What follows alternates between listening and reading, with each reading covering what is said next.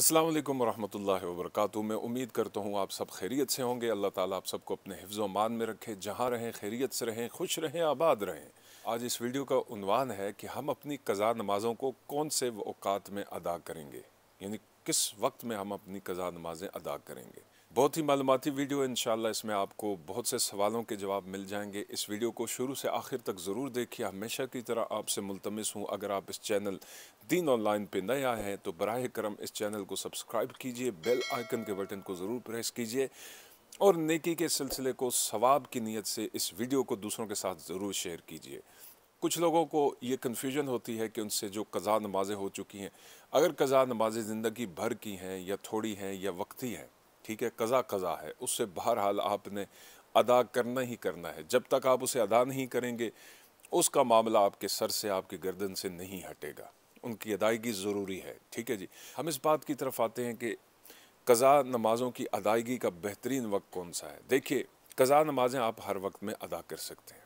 हर वक्त कैसे कि हम कज़ा नमाज़ें कौन से वक्त में अदा करेंगे। क्या असर के वक्त हम कज़ा नमाज अगर पढ़ लें या फजर के वक्त कज़ा नमाज पढ़ लें तो उस वक्त हमारी नमाज हो जाएगी या नहीं हो जाएगी।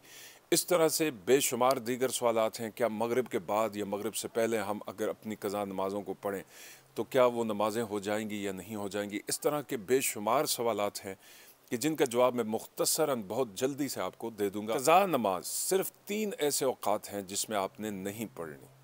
सुबह फजर का वक्त जैसे ही ख़त्म होता है और सूरज तुलू होने लगता है, ठीक है, ये तकरीबन कोई 10 मिनट बनते हैं, ठीक है, लेकिन एहतियातन आपकी अगर फजर की नमाज कज़ा हो जाए तो आप 20 मिनट के बाद पढ़ें, ठीक है, 10 मिनट एहतियात करें और ये तकरीबन 10 से 15 मिनट कर लें इसको। ये पहला ज़वाल का वक्त है जो फजर के बाद है।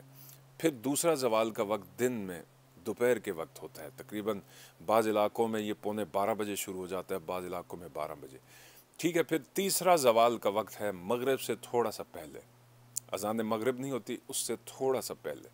ये 3 ज़वाल के औक़ात, ठीक है। इन औक़ात में हर किस्म की इबादत मना है, तो उसमें ये कज़ा नमाज भी आप नहीं पढ़ सकते। अब हम इन तीनों औक़ात के टाइम को जब जमा करते हैं तो ये तकरीबन आधा घंटा कर लें से, कुल मिल मिलाकर इन तीनों औक़ात का आधा घंटा, पीछे बचे 23.5 घंटे।